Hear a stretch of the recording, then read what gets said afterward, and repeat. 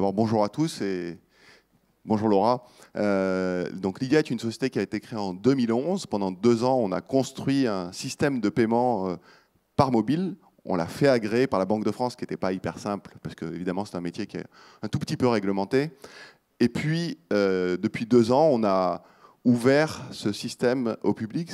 Lydia est un système qui permet, en téléchargeant une application gratuite et en liant sa carte bancaire à cette application, de pouvoir s'échanger de l'argent entre amis, de pouvoir accepter des paiements même sans une machine à carte, qu'on soit un particulier, qu'on soit une profession libérale.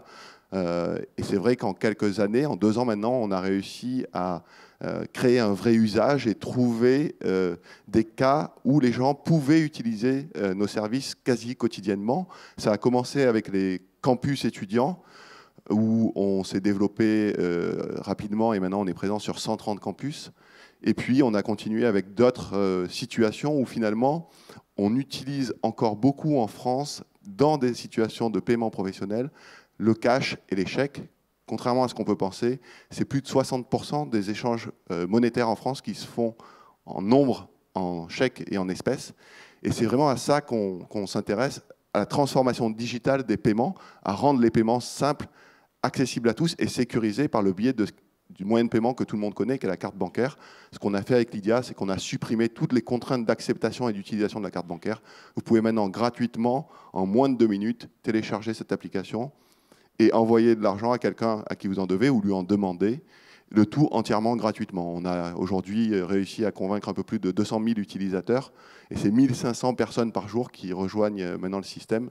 Donc c'est vrai que on a, je ne sais pas si on a réussi, mais en tout cas on a réussi déjà une première étape qui est de prouver que les Français sont prêts à utiliser leur mobile pour payer. Il suffit en fait de leur donner des cas d'usage pertinents.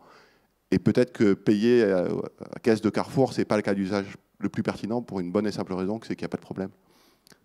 Et quel conseil vous donneriez à ceux qui veulent entreprendre ? Le même conseil que je donne à l'équipe Lydia, on est une vingtaine de personnes maintenant chaque jour, ça tombe bien puisque c'est un peu le titre de cette manifestation, c'est oser, oser, oser, et pire que ça, osez vous tromper. Essayez, essayez sans cesse. Il n'y a rien de pire que de ne pas essayer. Pour une entreprise en général, pour une start-up, évidemment, c'est encore plus critique. Et donc, chez Lydia, on a une particularité, c'est qu'on n'a pas peur d'essayer, on n'a pas peur de se tromper. Et finalement, moi, je préfère très largement quelqu'un qui vient me dire, écoute, j'ai essayé 10 fois et je me suis trompé 9 fois, mais j'ai réussi une fois, que quelqu'un qui vient et qui me dit, j'ai réussi une fois. Parce que quand on s'est trompé 9 fois, déjà, on a clairement identifié créer une situation où on connaissait les champs des possibles et éliminer un certain nombre de pistes. Et puis, il n'y a pas de coup de chance. La 10e fois, ce n'est pas un coup de chance. La 10e fois, c'est qu'effectivement, on a trouvé quelque chose qui va marcher durablement. Alors, quelqu'un qui va réussir une fois sur une, il y a toujours une probabilité que ce soit un coup de chance. Et au moment où vous avez créé Lydia, est-ce qu'il y a eu une période où vous avez été un peu découragé ? Est-ce que ça arrive de dire, finalement, est-ce qu'on arrive au bon moment ? Est-ce que ça va marcher ?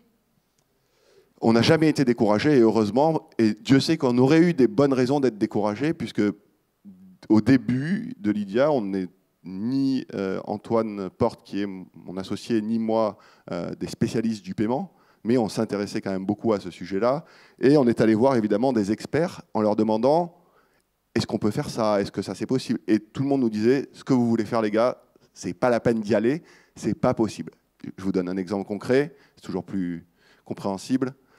Aujourd'hui, je peux, avec Lydia, vous envoyer, Laura, de l'argent avec ma carte bancaire. C'est-à-dire que vous allez être en capacité, en téléchargeant l'application Lydia, alors vous l'avez déjà fait, mais de ça y est, ça fait au moins 2 ans que je l'ai maintenant. Encaisser effectivement des paiements par carte bancaire. Ce que vous ne pouvez pas faire si vous allez voir votre banque et vous lui dites, voilà, je suis un particulier, je voudrais encaisser de la carte bancaire, votre banque ne va pas vous faire un contrat d'acceptation de carte bancaire, ne va pas vous donner une machine à carte. Et donc tout le monde nous disait, mais c'est impossible. La preuve en est que ce n'était pas impossible, puisqu'on l'a fait, puisqu'aujourd'hui 200 000 personnes utilisent nos solutions. Et non seulement ce n'était pas impossible, mais c'était... En fait, ce qui semblait impossible, c'est de déranger ce qui était déjà en place. Et en fait, c'est le cœur même de l'innovation, c'est à ça que sert l'innovation, c'est à déranger les situations qui sont en place, à bouger les lignes, à faire en sorte que le champ des possibles s'ouvre. Donc oui, on aurait eu 1000 raisons d'être découragé. 2 ans pour construire un système et le faire agréer par la Banque de France, c'est évidemment beaucoup de jours où on se dit est-ce que ça va finir par passer ou est-ce que finalement ils vont dire non.